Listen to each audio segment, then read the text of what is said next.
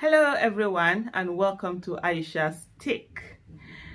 So this is something I've been wanting to do for a very long time, but somehow I never found the time. I kept saying, okay, I'll do it later. So many things are going on, but I just feel at this moment is something that I really need to do. Saying that ANAP Foundation have done like a poll of the election, and they've put out that Peter Obi is going to win the 2023 election. That's the what's the word they call it when they do a poll? The prediction. Yeah, that's the prediction. You know, sometimes words fail me. I don't know why that happens, whether it's age. As I grow older, it happens.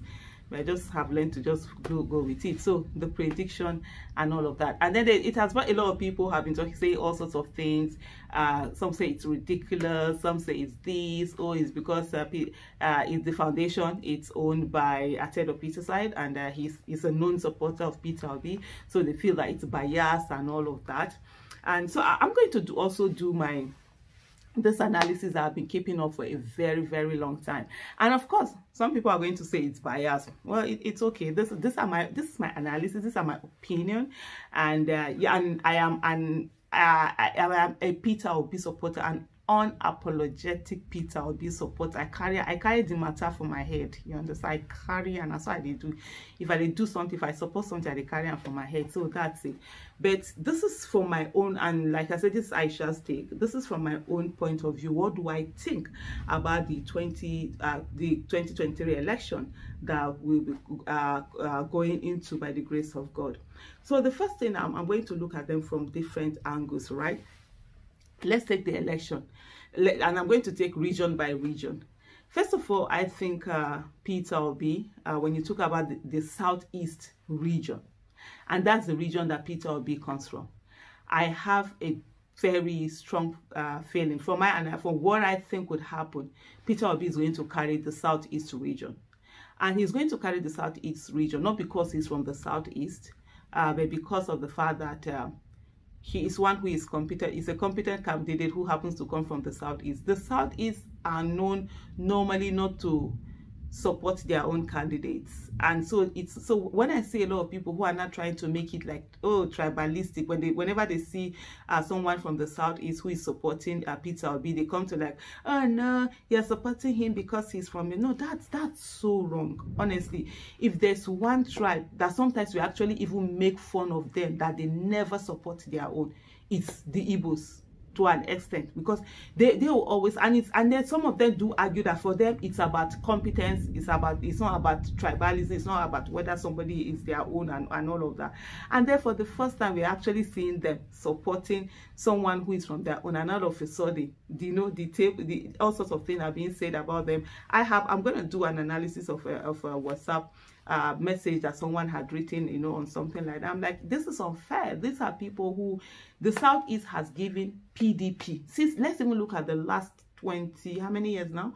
23 years of our, you know, current democracy. It started from 1999. The Southeast has always given PDP everything. I'm like, are you okay? Why are you giving everything? There's no region that has been loyal 100% to PDP the way Southeast was. And what did PDP pay them back with? Should I call it betrayal or something? You understand? Being told that as if you don't matter. That's in excess what PDP has done to them. And they have somebody who was there, a credible candidate who left, and now they are with him. So on that note, I'll say the Southeast is for Peter Obi, and you see the numbers, and more people, you know, becoming more aware, more and more people. I know a lot of people who still feel that, oh, they will still go the way. Well, this is my own take. You can have your own take. So we are done with the Southeast region now.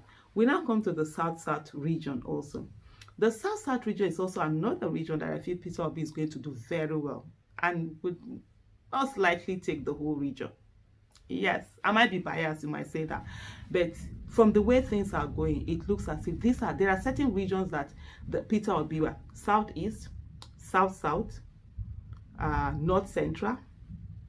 These are the ones that I feel he's going to take the region, you know, the way it is. And this is not to say that, oh, without work, oh no, this has to be with work, after the work has been put in. But if no work is put in, because what will happen is that a lot of people will be feeling that, oh yes, I would have loved to vote, he might not win, kind of attitude and mentality that a lot of people have. So whatever I'm saying, it's not as if as it is, you know, with the work that will be done. So that's the reason why. And what you do is that with these regions that you know you're going to get very, work on them very well. One of the mistakes that a lot of people make is that they focus on where they are weak and try to get, no, focus on where you're strong and ensure that you're taking everything so that you're winning it. If you can win it like 90 something, anything less than 90% win in the southeast, southeast, south, and north central, for me, I will look at it as a failure. Even if it's 70% win, I will look at it as a failure. So let's work towards that 90% win that will be packed. You pack all of those 90% win of the for Peter Obi in this region. The south region, I'm looking at it, it's going to go the Peter Obi. Yes, there's a strong candidate from the vice presidential candidate of PDP is from the south region, from Delta State. But at the same time also, there's he's the governor, he's the current governor of Delta State, no, but I do think that Peter Obi will be able to take that state also, and the remaining state, because there's something that was done with this 2023 election, the way the primaries went. The two parties sort of like were disrespectful and disdainful to justice and equity. So you find out that people were just shut out. The PDP was supposed to go to the south. That was what they zoned it to the south, but they didn't go that way. And so that's sort of like spiting the people. And so there's a lot of anger from the people, and some people are going to say, no, this is an insult to us. So you mean, oh, it's only the north that should be producing the president. In the case of the APC, then you also have, there was no justice and equity in terms of the religion, where you have a Muslim ticket. So there are people also, that anger, that sea finish, that being, you know, treated with disdain is part of the things also that is going to inform the decision that people make going into the 2023 election. So that these are some of the things why I'm looking at, you know, the south going for Peter Obi. If Wike was the presidential candidate, if he had won the PDP, that would not have been easy. I mean, Peter Obi will probably be saying bye-bye to the south. You understand? Even the south is, because they'll be like, oh, okay, this is stronger, whatever, you might have this. But somehow, like I did some analysis below. I think I'll try to put the link of the other analysis I did in the comment section, so that if you want to go and check that one, where I did a lot of things were just done to just make Peter Obi. So it was almost like the path was being cleared for him, for it to make it easy for him towards the the journey towards the villa. So the path was being cleared. So because of that also, the south region. Then you come to the north central region. This is one region that over the years has sort of like, so when I'm looking at the north central region and also looking at the middle belt, this is one region that they are part of the northern part of the country, but they are almost like not part of the northern part of the country. When it comes to voting, they are known as northern part of the country because their numbers are needed. They need their votes. But when it comes to appointment and things like that, they're sort of like not really seen as northern part of the country, especially, and this is one region that have good number of Christians within that region. There are also, of course, good number of Muslims, good number of Christians.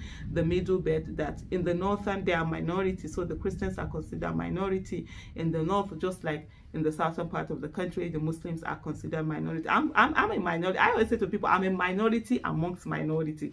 I come from the south part of the country, Edo State to be precise, and I'm a Muslim in that place. And so the south part of the country is a minority. In Edo State, I come from Esako, which is a minority, and then a Muslim. So I'm a Muslim, I'm a minority amongst minorities. So I know all of those minorities, the same behavior. I just personally do not allow myself to be put down because of my region or my tribe or whatever it is. So we have this middle belt / north central that have always not been, you know, that one north myth. It was a myth that was broken by the former president Olusegun Obasanjo when he started appointing people from the north into prominent positions who were not either Muslim Northerners or Northwest, not the predominant Northwest, North kind of thing. And then there was a lot of rancor and angst and anger from a lot of some people from the northern part of the country saying that, oh, these are not Northerners. And it's like, are you no longer one North and stuff like that? So there is that divide. So that's one of the reasons why I think the Peter Obi is going to get the North Central. And also looking at the Muslim ticket of the APC was actually such a slap on the face of a lot of the northern Christians, because it was as if so it wasn't even as if they were actually told that they were not good enough. It's as simple as that. They were told that they were not good enough for it. And so that's it. So we've done with the southeast, north central. Now coming back to the southwest. That's an interesting one. So the southwest, we have Tinubu coming from the south, who is very strong, right? But there's also something. Tinubu has been strong in Lagos because a lot of people don't come out to vote. So if people come out to vote, that Tinubu strength will not be as strong as people think it is. And so I see Peter Obi doing a lot. If not, he can pull an upset, but let me not be too enthusiastic. Anything can happen in Lagos, because if people come out to vote, because there are a lot of people who are not into that Tinubu thing. And then the rest of the West also, the Southwest country states, a lot of people are tired of the so-called Tinubu power or Tinubu dynasty or whatever it is, and they are not really interested in that. So that also can be a major problem. So I see Peter Obi doing very well in the southwestern part of the country. He's picking up votes, and actually he might end up winning some of the states there. So it's going to be here and there. Then coming to the northeast, Peter Obi is not gonna, I don't see him winning any of those states there, but I see him his own is just to focus and just be able to get that his 25% that is needed, the percentage. I think it's 20, is it 30 to 25% of 2/3? That's what you, apart from having the popular votes, you must also have 25% of 2/3 of the states of the nation. So I don't see him winning the northeastern state. The northeastern states is going to be balkanized anyway between not even Tinubu this time. It's between Shettima and what's his name, Atiku. So they're not going to vote because he's Tinubu that is president. They're really going to vote because he's the vice president.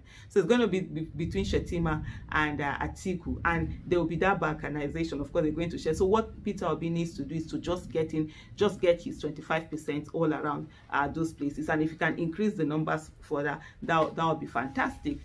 Then you come to the northwest. So as I've spoken about, we have 6 regions, right? I've talking about the south, the southeast, the north central, the southwest, right? And I've just spoken about the northeast. So I will have only the southwest. The southwest is, no, sorry, we'll have only the northwest. The northwest is going to be extremely, extremely, extremely interesting, right? We have Kwankwaso, we have Atiku, we have Tinubu, we have Peter Obi, right? Peter Obi, I don't see him winning the northwest states now. But he can pull numbers. He can get his 25% and even more. For me, I'm more confident of Peter Obi getting a higher number than 25% in the northwest than I am in the northeast. Maybe that's the way I'm looking at it. But in the north, because the northwest, they're really tired. Buhari really showed people. So that nuisance value of Buhari will come into play. He showed people by his incompetence, by the insecurity and all of that. They never expected it. You know that thing they used to say? They never expected it. Buhari showed them why. I think these are the people who really carried Buhari like egg on their head. And he went into office. He was so disdainful of them. He didn't even care about them. So there's that part. So but then there's going to be that balkanization between Tinubu, between Atiku, because Kwankwaso will fight for this thing. Except, of course, election, you never know. If he decides to drop out of the race and join any of those other people, well, that will change this thing. But I see, because if he doesn't win that region, it's almost like a political suicide, you understand? Because right now it's really nowhere, and so he needs to make a statement, and that's northwest, especially Kano. Even if it's not the rest of the northwestern states, but Kano, he needs to make a statement there. Otherwise, he's just like your political worth will just go. You know, this politics is just a crazy thing. One time you're like this, the next thing, you drop and there's nothing. So it's going to fight. So that way, I will expect Kano to be balkanized. I will expect the rest of the northwestern states to be balkanized. And so what Peter Obi needs to do is just to get his 25% and more, increase it. And for people that think you don't need to win the northern parts of the country for you to win election. Jonathan in 2011 did not win this part. Maybe I will do an analysis different because this video is getting too long.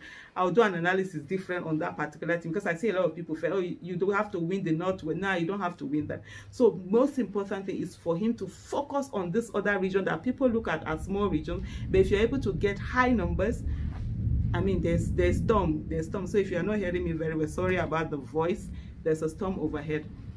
So he needs to get these high numbers from this all over these other regions that are normally looked upon as small regions.